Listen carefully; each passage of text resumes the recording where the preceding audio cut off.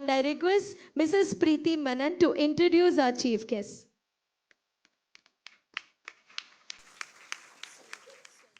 Good morning, parents and distinguished guests. It is my pleasure to introduce our distinguished chief guest, an extraordinary academician, Dr. Shreedevi AU, whose passion lies in nurturing the mental well-being of our communities, including our precious young ones.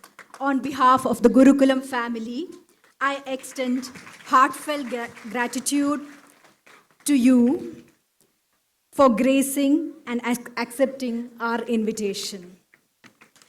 Dr. Shreedevi currently serves as an assistant professor in the Department of Psychiatric Social Work and is a valued consultant at the Center for Addiction Medicine, NIMHANS, Bangalore. Her dedication extends beyond traditional boundaries as she educates and trains various personals from clinicians, social workers, psychologists, nursing professionals, volunteers, teachers, employees from industries, and importantly, parents. She spearheads the National Digital Academy, pioneering online courses tailored for professionals and laypersons alike, including the Diploma in Community Mental Health for social workers. Adding to her repertoire, Dr. Shreedevi has graced the halls of esteemed institutions like IIM Rohtak, where she shared her expertise with students for 2 enriching years. As a member of the Internal Ethics Committee at the International Institute for Training and Research in Reproductive Health, Bengaluru, she ensures ethical practices in research and healthcare. Dr. Shreedevi holds a master's degree in social work from Roshni Nilaya, Bangalore, alongside an MPhil and PhD in psychiatric social work from NIMHANS, Bengaluru.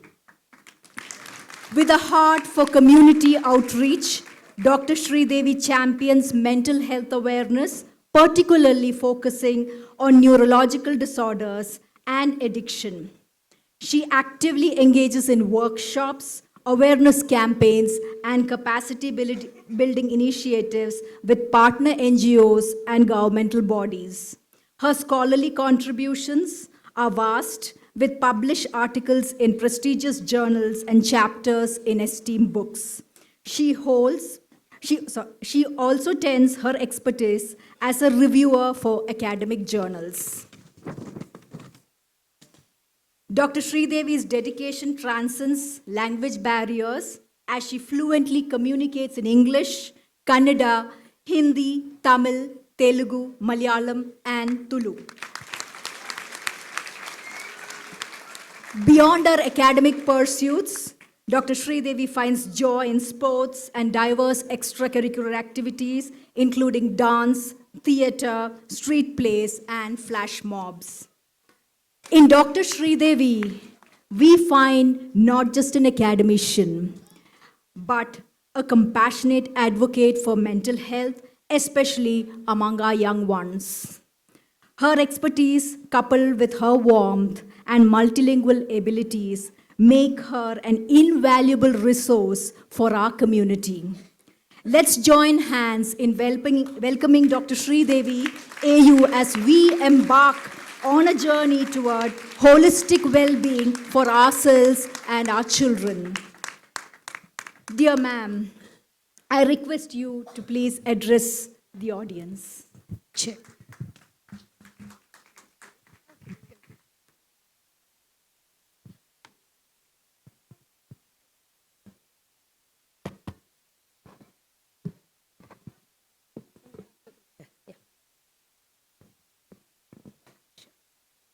Good morning, everyone.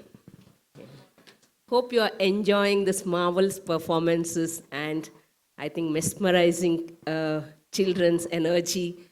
I don't want to take long time, but I have some responsibility to endeavor, so let me start.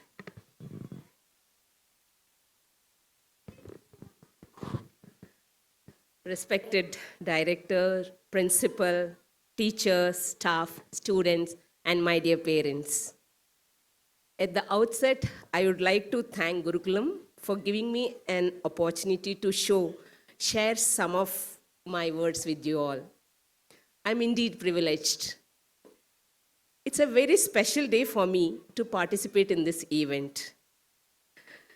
Pushpa and I share more than 25 years of friendship.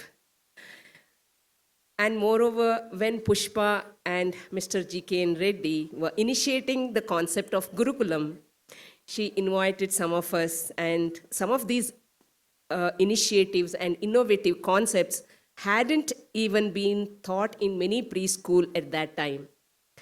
Now, I'm happy and proud to see the Gurukulam growing steadily and consistently over a period of 10 plus years with more branches and expansions.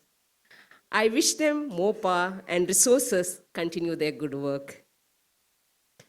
The annual day is a memorable event when the entire school comes together to celebrate the bygone year's successes and achievements with the stakeholders, that is, children and parents.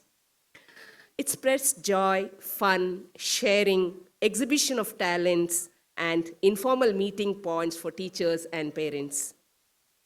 When this is the kind of momentum building within you all, you must be wondering, what will I be as a mental health professional doing here? I'm aware that I'll be saying what you already know because most of the information is available at your fingertips. However, the more diverse the information, the more confusing it would be, isn't it? So, first and foremost, I'm here to appreciate each and every one of you for playing multiple roles as parents, earning member, son, daughter, sibling, friend, a colleague, and so on and so forth. It's not easy in the current scenario to meet everyone's expectations and still be where you are today. More power to you all who are gathered here. I really appreciate your energy and enthusiasm. Let it continue. However, there are certain things that need a little more attention when it comes to child's psychosocial health that each parent should be aware of, which let me brief for a few minutes. We all know that each child is unique and each one's development process is different. What conditions determine differences among children in their process of development? The broad forces are nature and nurture. Nature is the genetic endowment of parents and children, having a powerful influence on the characteristics the children develop. Nurture or socialization that takes place in families, peer groups, and out-of-home contexts such as school classrooms and daycare centers have a powerful impact on child's development and the direction their lives will take in future. In the process, there are three crucial development milestones any child has to be exposed to. That is physical development, cognitive development, social and emotional development. At every growing phase of a child, learning happens through the right amount of stimulation. Let me emphasize a right amount of stimulation and involvement of both father and mother. There are no shortcut methods for parenting. There are no hard and fast rule as to who knows more, who does best, or who shall do these stimulating activities. In fact, both are equally responsible for helping the child to achieve these milestones successfully. I'm not touching upon the extended family systems here because it is a debatable topic by itself. The teachers take it up with more structured techniques for these mentioned developmental processes. And actually, I'm happy to see a Gurukulam website where they have mentioned these content, these developmental milestones as their mission. So I really appreciate their thoughtfulness. I just would like to briefly talk about how parenting styles actually help children grow and expand themselves as individuals at later stage. Generally, in child psychology today, we often discuss 4 types of parenting that are very, very important. Some of you may relate where do you exactly stand in these categories. First of all, psychologists talk about permissive parenting, wherein parents communicate openly, usually lets their kids decide for themselves rather than giving direction. Typically, they go through great lengths to keep their kids happy, sometimes at their own expense. Permissive parents are more likely to take on a friendship role rather than a parenting role with their kids. Second category, the authoritative parent. They set clear rules and expectations for their kids while practicing flexibility and understanding. They communicate frequently, they listen to and take into consideration their children's thoughts, feelings, and opinions. Authoritative parents are nurturing, supportive, and often in tune with their child's needs. The third category, neglectful parenting. The parents let their kids mostly fend for themselves, perhaps because they are uninvolved or overwhelmed with their own things, or there are certain other things that bother them. They often little nurturance, they give little guidance and attention, often struggle with their own self-esteem issues and have a hard time forming close relationships. The fourth category is authoritarian parenting, which enforces strict rules with little consideration of their kids' feelings or social, emotional, and behavioral needs. Communication is primarily one way from parent to child. This rigid parenting style uses stern discipline, often justified as tough love.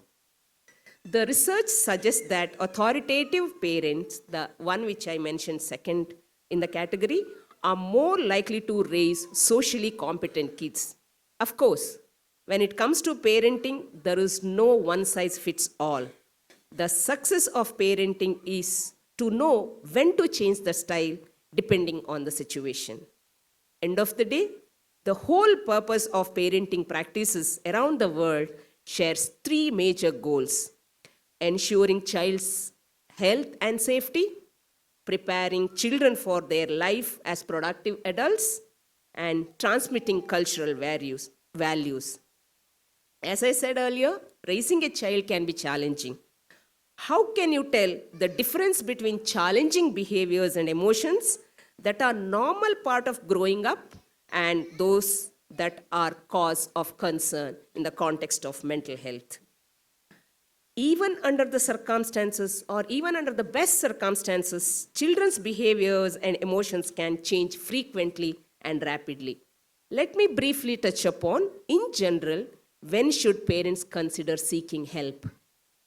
If your child has certain behaviors, not necessarily all, but some of them, such as have frequent tantrums or intensely irritable much of the time, often talks about fears and worries, complains about frequent stomachache, headache with no medical cause. They are in constant motion and cannot sit quietly except for while playing video games or watching videos.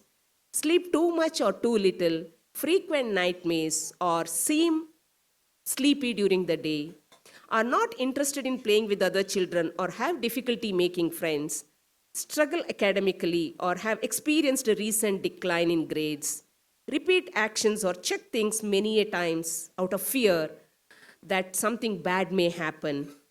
It is very common in the development process. Nobody need to relate too much into that unless it persists for weeks or longer into months. Then it causes distress to your child and the family, and it interferes with your child's functioning at school, at home, or with friends. If you are concerned about these kind of behaviors, I think you should start talking about it with others who frequently interact with your child. For example, ask their teacher about your child's behavior in school, at daycare, or on the playground. An evaluation by a mental health professional can help clarify problems underlying your child's behavior and provide reassurance or recommendations for the next steps. An evaluation offers an opportunity to learn about your child's strengths and limitations and to determine which intervention might be useful and helpful for the child.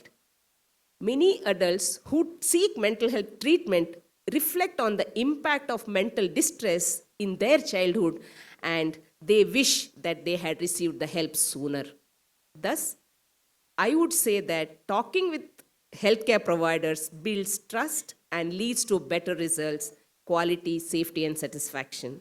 In this context, the school also plays a significant role in identifying such drastic differences in the child and promptly intimating to the parents or when in distress, accommodating the child and inclusiveness that you care and give comfort to the child from what is bothering him or her.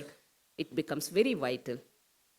A positive partnership between parents and educators can help the children develop a positive approach in learning. This can help improve self-discipline and help children perform better both in and outside the school.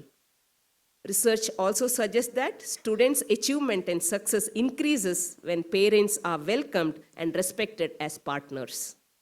I urge the parents and teachers to establish this model so that the child's overall development brings many more enjoyable moments for the parents and the school as a whole. I think I gave a big lecture. I thank everyone for your patient listening and for Gurukulam for giving me this opportunity to share my thoughts. Good day to one and all. Thank you. Good afternoon, all. Another 10 minutes, so it's going to be 12. I would like to thank Shreedevi ma'am for being with us today. And since I didn't get the opportunity to welcome you all in the morning, welcome to all of you. And thanks for accommodating yourself in the hall. There were so many requests for guest passes and all.